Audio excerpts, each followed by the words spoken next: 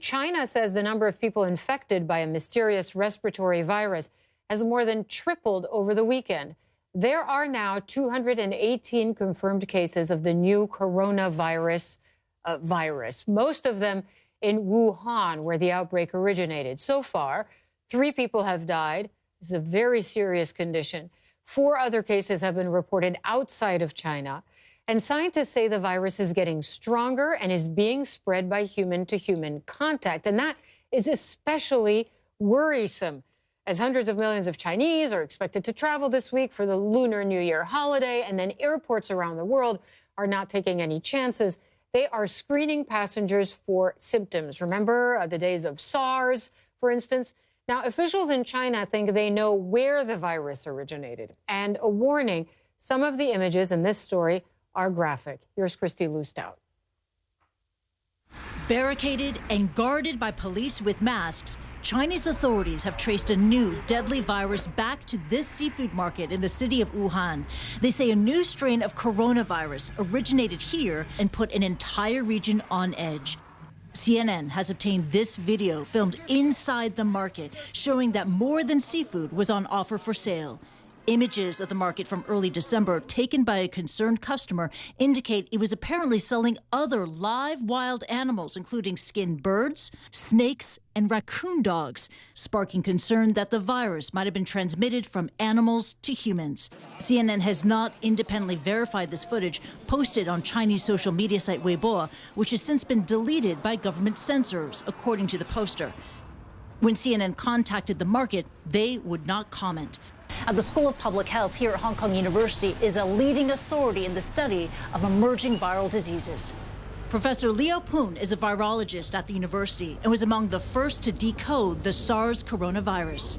I would believe that this Wuhan outbreak was caused by animal virus, and then the animal actually carried this virus and spread to human. And what we know is causing pneumonia, and then they don't respond to normal antibiotic treatment, so which is not surprising.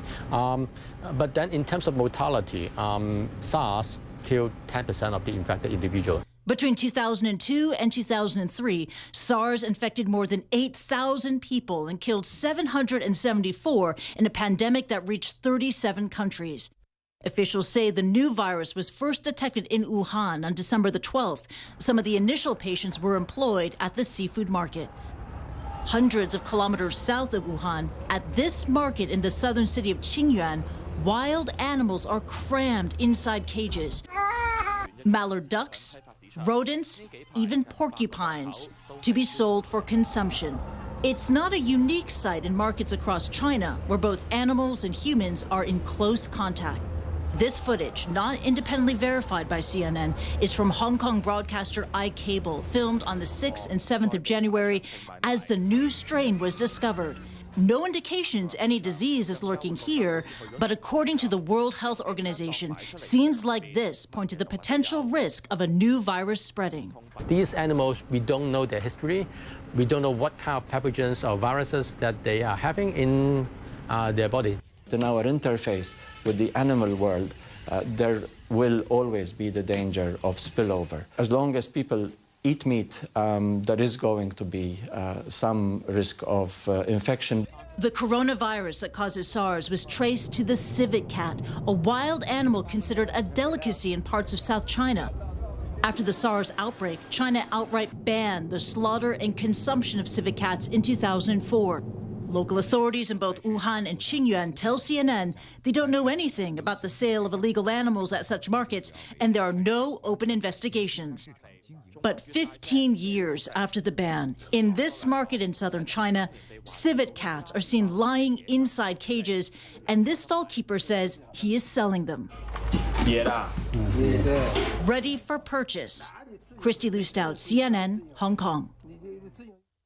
Well, we've just learned that the World Health Organization will hold an emergency meeting on Wednesday in a couple of days to decide whether this coronavirus outbreak is an international public health emergency. Our senior medical correspondent, Elizabeth Cohen, joins me now. So do we know how many of the people who became sick actually went to these markets that Christy Lustout told us about in her report? So, Hala, we don't have an exact number, but what's important to remember is that we do know that it has spread person to person. Let's take a look at that map that shows where this virus has been. Most of the cases are in Wuhan, but there are cases in other parts of China. There have been a few cases in Thailand and Japan and Korea. And so we know that some of these people did not visit that market, so they did not get it directly from the animals. They got it from a person. And one of the when I talk to experts, they've said the most stunning thing is that according to a Chinese health official on Chinese media, one sick person infected 14 healthcare workers. That is not good news. If that is correct, that means that this truly is infectious. So we know that it can spread person to person. The trick is, how easily does it spread person to person? And we just don't know the answer to that right now, Hala. So that being said, then, are officials concerned? We all remember SARS. We all remember these outbreaks. Are officials concerned that this could be another SARS?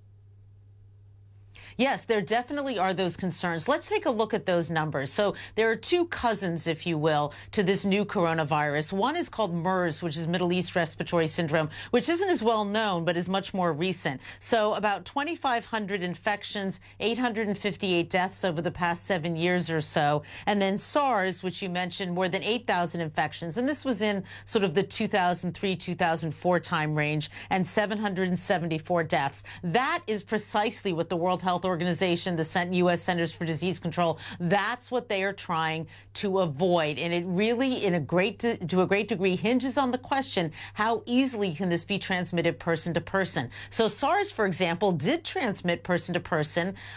Fortunately, if you can call it that, it was a little bit difficult. It was people who were hugging and kissing who gave it to each other, people who were sharing forks and knives. Your likelihood of getting it from just passing someone on the street, it wasn't that kind of action that was giving it. So that was spreading it, rather. So in this case, we just don't know. Can you get it if you just hug or kiss someone? What kind of contact do you need in order to spread person to person? Because we do know that it does spread person to person. All right. Well, we are going to keep a close eye on this. Thanks very much for that.